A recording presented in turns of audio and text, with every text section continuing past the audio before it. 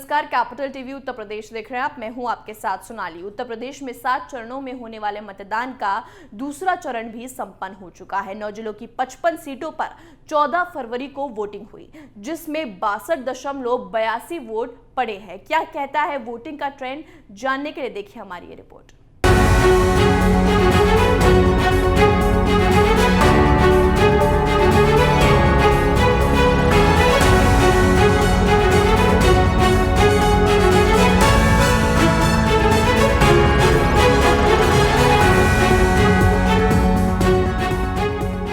UP विधानसभा चुनाव में दूसरे चरण का मतदान 14 फरवरी को संपन्न हो गया, जिसमें जिलों की 55 सीटों पर वोटिंग हुई। यूपी में दूसरे चरण की वोटिंग में 62.82% वोट पड़े, जिसके साथ दूसरे चरण के 586 उम्मीदवारों की किस्मत ईवीएम मशीनों में कैद हो गई।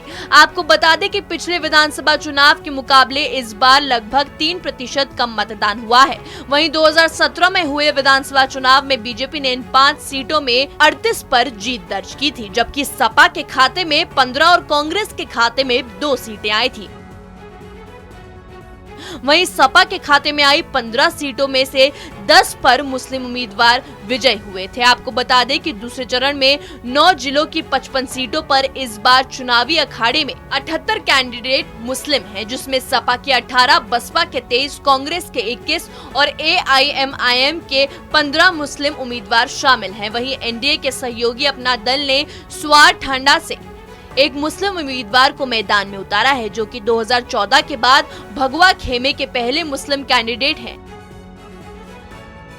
यही नहीं, इस बार भी पिछले चुनाव की तरह कई सीटों पर मुस्लिम कैंडिडेट के बीच सीधा टकराव हुआ। हालांकि 2017 के चुनाव में बसपा को इस चरण में एक भी सीट नहीं मिली, लेकिन 2019 के लोकसभा चुनाव में उसने इस क्षेत्र की 4 सीटें जीती थी और इससे साफ है कि वो पहले से कई ज्यादा मजबूत हुई है।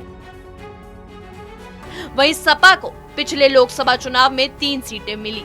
आपको बता दें कि दूसरे चरण में योगी कैबिनेट के मंत्री सुरेश खन्ना, माध्यमिक शिक्षा राज्य मंत्री गुलाब देवी, जल शक्ति राज्य मंत्री बलदेव सिंह आलोक, नगर विकास राज्य मंत्री महेश चंद्र गुप्ता, पूर्व मंत्री धर्मपाल सिंह सैनी की किस्मत इस चरण में ईवीएम में कैद हो गई है। इसके अलावा सपा से आजम खान, अब्दुल्ला आजम, पूर्व मंत्री डॉक्टर धर्म सिंह सैनी, पूर्व मंत्री महबूब अली समेत कई दिग्गज इस चरण में मैदान में थे।